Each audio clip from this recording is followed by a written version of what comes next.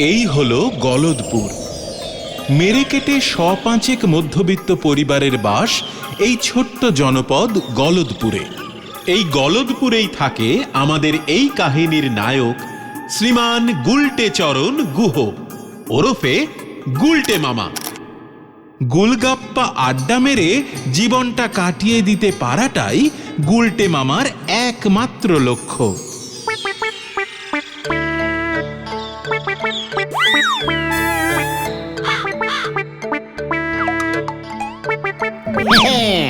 ঘটন পাঁচু, ইচ্ছে করলেই আড্ডা দেওয়া যায় না রে, আড্ডা মারতে জানতে হয়। ভেন্ডিটা এখনো এলো না? তোদের আমি পই পই করে কতবার বলেছি, একটা ডিসিপ্লিন না থাকলে ভালো আড্ডাবাজ হিসেবে জীবনে প্রতিষ্ঠিত হতে পারবি না। ইয়ে মানে ওটা ডিসিপ্লিন না, ওটা ডিসিপ্লিন হবে গুলটে মামা। ঘটন, এত বড় সাহস! তুই তোদের আড্ডা গুরুর ভুল ধরিস। ক্লাস 9-এ দুবার ফেল মেরে তো আর স্কুল মুখ হসনি।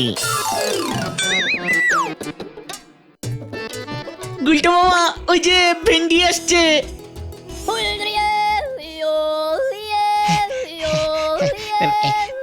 সরি সরি গুলটে মামা, একটু দেরি হয়ে গেল আর কি। পাক্কা 6.5 মিনিট লেট করেছিস থেকে আসতে, বলছিস কিনা একটু দেরি হয়ে গেল। তুমি কি বলতে চাইছো একটু খোলসা করে বলবে গুলটে মামা? এই গলদপুরের উত্তর দিকটা কোন দিকটায় পড়বে রে? উত্তর দিক? ইয়ে মানে সূর্য তো নদীর ওপারেই ওঠে, আর উল্টো দিকেই আমাদের স্কুলটা ছিল। স্কুল তো এখনো আছে, তোরা শুধু নেই। ইয়ে মানে স্কুল পশ্চিমে। বুঝাচ্ছি, স্কুলের খেলার মাঠটা হলো উত্তর দিকে। সাবাস পাঁচু, ফাঁকা জমিও পেয়ে গেলাম তাহলে। অপূর্ব, তুমি কি বলতে চাইছো একটু খোলসা করে বলবে গুলটে মামা? করবো মানে? দেখ না কি করি। অত বড় মাঠটা শুধু শুধু স্কুলের বকাটে ছাত্রগুলোর জন্য ফেলে রেখেছে, ওটা এবার একটা বিশাল বড় কাজে লাগাতে হবে। তৈরি হ তোরা, কোমর বেঁধে তৈরি হ, তোদের লিডার গুলটে মামা ডাক ছেড়েছে। তুমি যতই ডাক ছাড়ো, তোমার ডাক হেড স্যার শুনলে তো। গুলটে মামা, স্কুলের মাঠে কিছু করতে হলে কিন্তু হেড স্যারের পারমিশন লাগবে গুলটে মামা। হেড স্যার মানে তো নটু বাবু, নটেশ্বর সরখেল।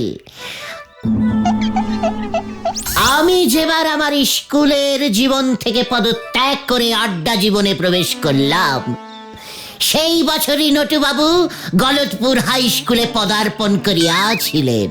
ওরে গলদপুরের বলদ ছেলের দল, তোরা কোনো চিন্তা করিস না, নটুবাবু আমাকে যথেষ্ট ইয়ে করে, আমাকে চেষ্টা করিলেও উনি ভুলিতে পারিবেন না।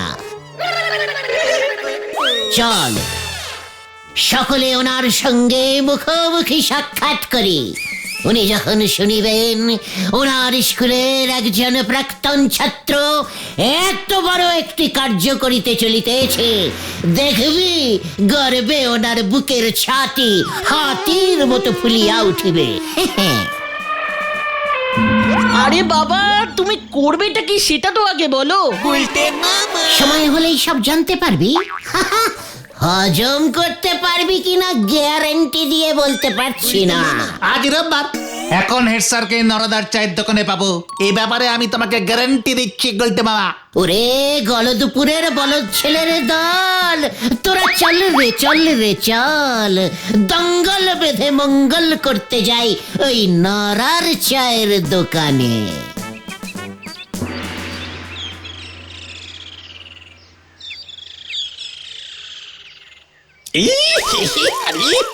আরে বাপ রে বাপ, নোরা এটা কি? কেন স্যার, চা? তা চা কি চা পাতা দিয়েই করেছিস নাকি ঘাস পাতা দিয়ে? হেগে স্যার, দুবার ফুটিয়েছি তো। ছাগলের মূত্র হয়ে গেছে একেবারে। কি কাণ্ড, কি কাণ্ড! ইস, স্যার, ছাগলে আমাদের স্কুলের মাঠের ঘাসগুলো খেয়ে খেয়ে শেষ করে দিচ্ছে। স্কুল মাঠটা যে এভাবে ছাগলের আন্ডারে চলে যাবে এ আমি স্বপ্নেও ভাবতে পারিনি স্যার। এই যে আরো বড় ছাগল এসেছে। মানে হ্যাঁ স্যার, ঠিকই ধরেছেন, বড় বড় ছাগল। একবার ভালো করে দেখুন স্যার, গরুর মতো সাইজের এক একটা ছাগল, সারাদিন কাজকর্ম করে না, শুধু ঘাস খায়। ছাগলগুলোর কি সাহস! আপনি থাকতে আপনার স্কুলের মাঠে ছাগল, কি সাহস! আপনাকে না জানিয়ে ঘাস খায়। তাই বুঝি? এটা বাসা, তা ছাগলের সাথে তোমার পার্থক্যটা কি? তা মতলব খানা কি? ঝেড়ে কাশো তো দেখি, সঙ্গে তো দেখি ছোট ছাগলগুলোও আছে। আপনার পায়ের ধুলো দিন স্যার, আশীর্বাদ করুন আপনার স্কুলের এই প্রাক্তন ছাত্র যেন সফল হতে পারে। এরেছে, তুমি সফল হলেই তো কেলেঙ্কারি। তা কি এমন মহাকার্য করতে চলেছ শুনি? স্যার, আমাদের এই গলদপুরে আমি আরো একটা হিমালয় পর্বত স্থাপন করব। কি হিমালয়? এই গলদপুরে হিমালয় স্থাপন? উজবুক, মস্করা করার আর জায়গা পাও না। মস্করা নয় স্যার, হিমালয়ের মতো ঠান্ডা মস্তিষ্কে আমি কথাটা বলছি।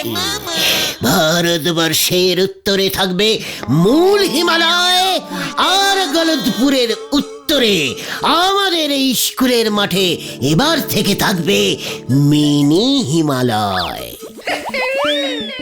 বাজারের বরফকালে প্রচুর বরফ নষ্ট হয় স্যার, আমি বরফ কল থেকে বরফের চাই নিয়ে এসে বরফের উপরে বরফ, তার উপরে বরফ, একটার উপর একটা বরফের চাই সেট করে হিমালয় পর্বত তৈরি করে ফেলবো স্যার।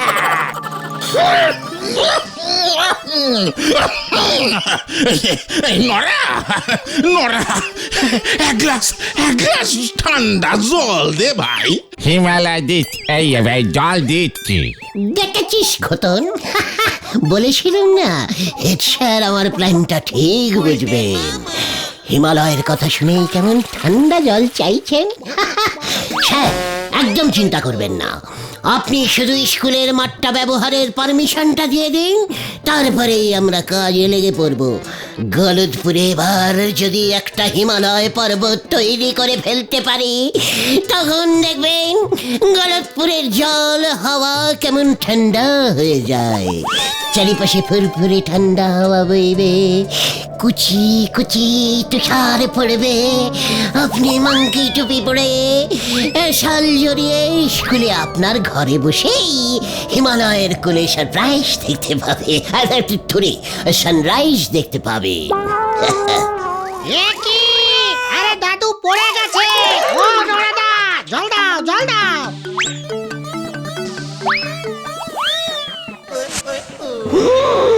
এরপরে আমাদের গলদপুরে জল কত সস্তা হয়ে যাবে, কলের আর প্রয়োজনই হবে না। কিভাবে গুলটে মামা?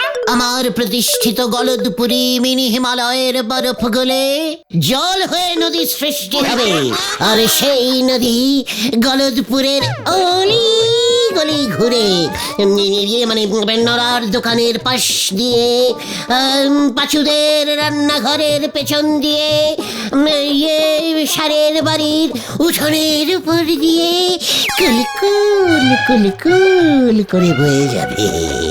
তখন হয়তো স্যার আপনি নৌকোতে চেপে চা খেতে খেতে স্কুলে যাবেন।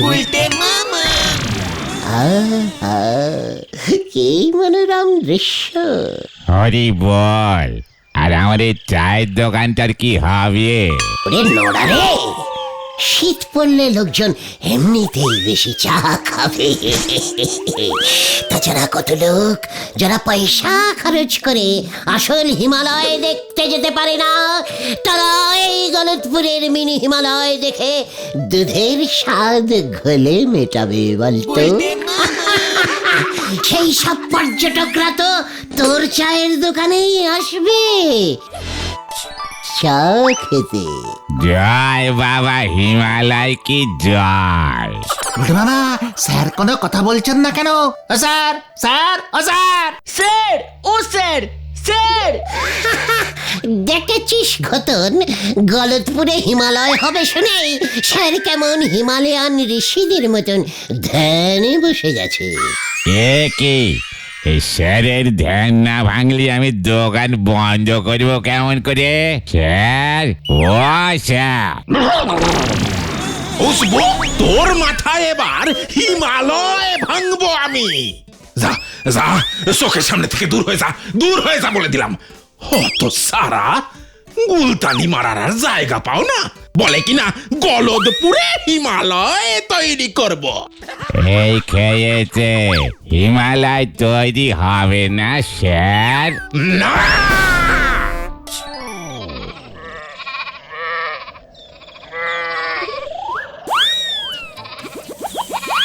তাহলে এখন কি হবে?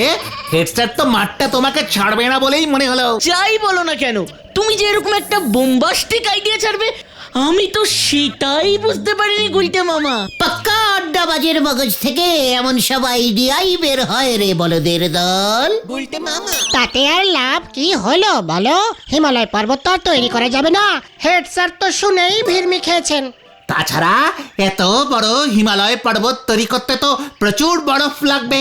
এত বরফ আমরা পাবো কোথায়? আর পেলেও এত বরফ কিনতে প্রচুর টাকা লাগবে। এত টাকাই বা পাবে কোথায় গুলটে মামা?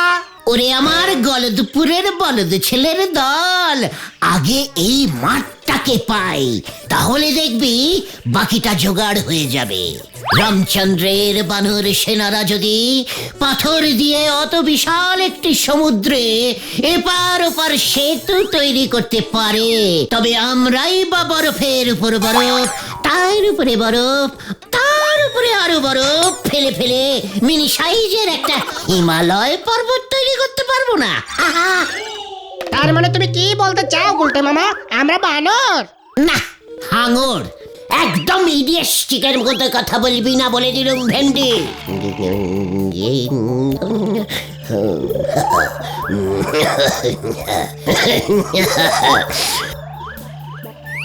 এই মাঠেই আমি স্থাপন করিব গলদপুরের মিনি হিমালয়, এই আমি প্রতিজ্ঞা করিলাম। আর স্যার? বড় বড় কাজে এমন ছোট ছোট বাধা অনেক আসবে রে পাঁচু। যাগে, তোরা এখন বাড়িতে যা। আজ রাতটা আমাকে ভালো করে ভাবতে দে। স্যারকে রাজি করানোর জন্য একটা জব্বর প্ল্যান বার করতেই হবে। হ্যাঁ হ্যাঁ, সেই ভালো। এখন তুমি বাড়িতে যাও, নয়তো পিসিমা আবার তোমাকে খুঁজতে বেরিয়ে পড়বে। আমরাও ঘরের ছেলে ঘরে ফিরে যাই। পিসিমা আজ লাউ চিংড়ি করবে বলেছিল। ভালো কথা মনে করেছিস পাঁচু, তোরা বাড়ি ফিরে যা। আগামীকাল সকাল ঠিক 9টায় গজাদার বাগানে গুপ্ত মিটিং কল করিলাম। সকলে ঠিক সময় মতো হাজির থাকবি, মনে থাকে যেন।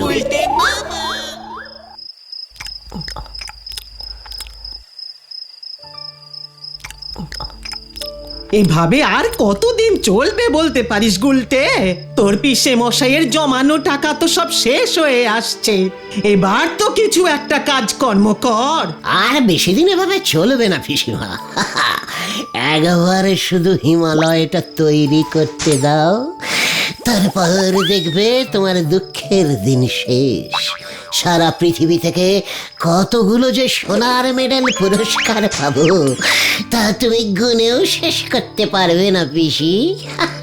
কি, তুই হিমালয় পর্বত তৈরি করবি গুলটে? তোর বাপমা যে কি জিনিস আমাকে দিয়ে গেছে তা যদি একবার ওরা দেখে যেত। তোর ঘাড়ে ভূত সত্যি সত্যি চেপেছে গুলটে। ওঝা ডেকে তোকে ঝাড়াতে হবে দেখছি এবার। কি কি কি কি কি কি কি বললে? ভূত? ইয়েস পিসিমা, ভূত। ভূত এবার সত্যি সত্যি চাপবে।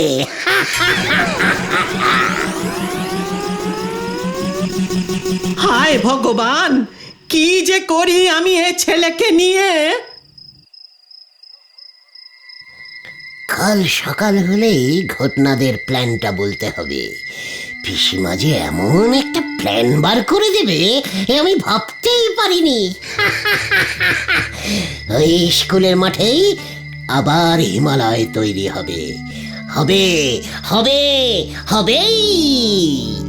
আর আমার তৈরি হিমালয়ের সর্বোচ্চ চূড়ায় সর্বপ্রথম আমি উঠব, আমি আমি আমি উঠব।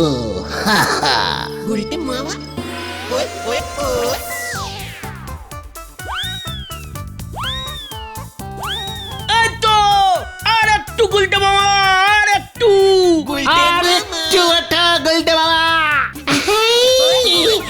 আমি আর পারছি না রে উঠতে। ওরে বাবা, পারবে পারবে গুলটে মামা পারবে। তোমার তৈরি হিমালয়ের চূড়ায় তোমাকেই প্রথম উঠতে হবে। এই স্লিপ কাটছে, এই গেলুম রে। ও বাবা, উড়ি বাবা রে, গোবরটা বুঝি গেল রে। ওরে বাবা, আমি কি স্বপ্ন দেখলুম রে। ওরে বাবা, ও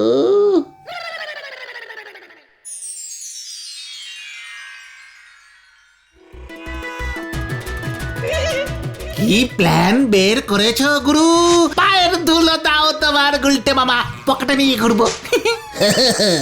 এখনই এত উত্তেজনা ভালো নয় পাচু, বাকি কাজটা তো আমি করব রে। মনে থাকে যেন রাত ঠিক 10টায়।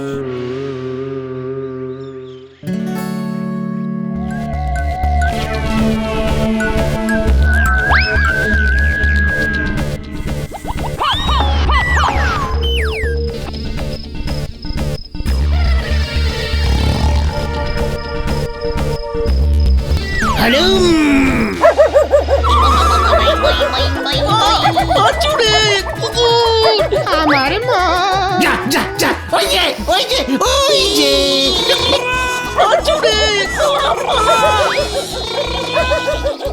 আরে বাপরে বাপরে বাপরে বাপরে বাপ, এই এত কুকুর ডাকে কেন এত রাতে? এ কি, এইটা কি? এই মরেছে, কেস তো পুরো ঘুরে আমার দিকেই আসছে। ওরে বাবা, আমি ভূত হলুম। ভূত? তা ভূত দেখে কুকুর বুঝি ঘেউ ঘেউ করে? চুরি করবার আর জায়গা পাও নাই। দাঁড়াও দেখাচ্ছি। কই গেল কই গেল কই গেল? এই তো, চা, হরিটা ভেঙে গেল। এ কি উজবুক গুলটে, তুই এত বড় সাহস তোর? হ্যাঁ, আমি চোর না, আমি নিজে, আমি ওই হিমালয়। হ্যাঁ মনে পড়েছে, আমি হিমালয় ওঠার প্র্যাকটিস করছিলাম স্যার। মই নিয়ে চলে গেছে স্যার। মই মই তোর মাথায় এবার আমি দই ঢালবো, দাঁড়া। গেলুম রে, পুরিয়া বাপ রে বাপ।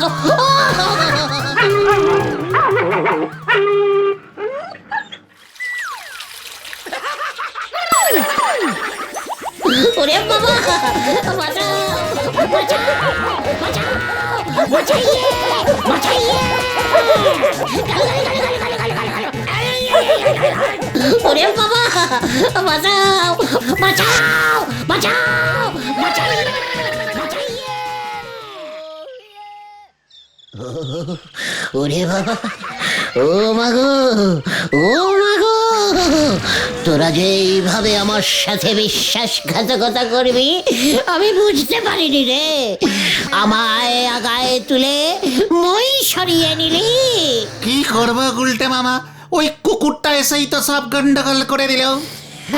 আমি আর হিমালয়ে পার্বত স্থাপন করবো না রে ভাইগণ। কেন গুলটে মামা, কেন আমাদের উপর রাগ করে? না রে ভাই, তো ওই কুকুরগুলোর জন্য। মানে সামান্য কুকুরের ভয়ে তুমি তোমার এত বড় একটা পরিকল্পনা বাতিল করে দেবে গুলটে মামা? ভয় না রে, ভয় নয়, ভালোবাসায়। মানে হ্যাঁ রে ভাই টুগন, ওই কুকুরটার রাগের কারণ আমি বুঝতে পেরেছি। কি কারণ গুলটে মামা? আমি যদি এই গলদপুরে হিমালয় পর্বত তৈরি করি, তবে যে গলদপুরে সবসময় কনকনে ঠান্ডা থাকবে। মানুষরা মানে তোরা সবাই তখন শাল, কম্বল, সোয়েটার, মাংকি টুপি পরে থাকবি। কিন্তু ওই কুকুরগুলো, ওই নিরীহ কুকুরগুলোর কি হবে তখন? সে কথা কখনো চিন্তা করেছিস? না তো। দরকার হলে কুকুরগুলোকেও সোয়েটার পরিয়ে দেব আমরা। ওইখানেই তো ওদের আপত্তি রে।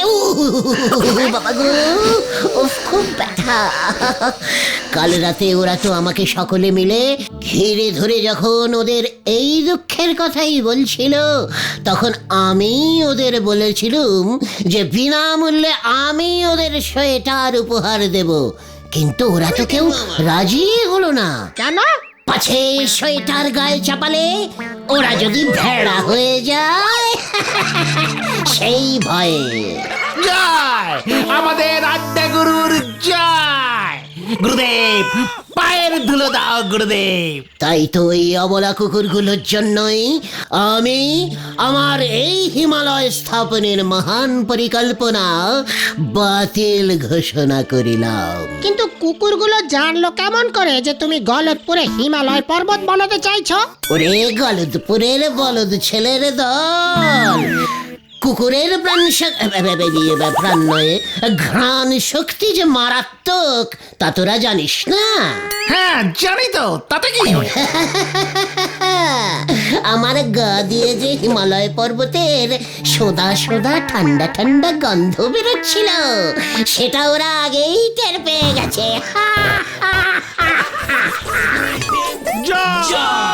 আড্ডা গুরু গুলটে মামার জয়। ওরে বাবা, ও মা গো, ও মা গো।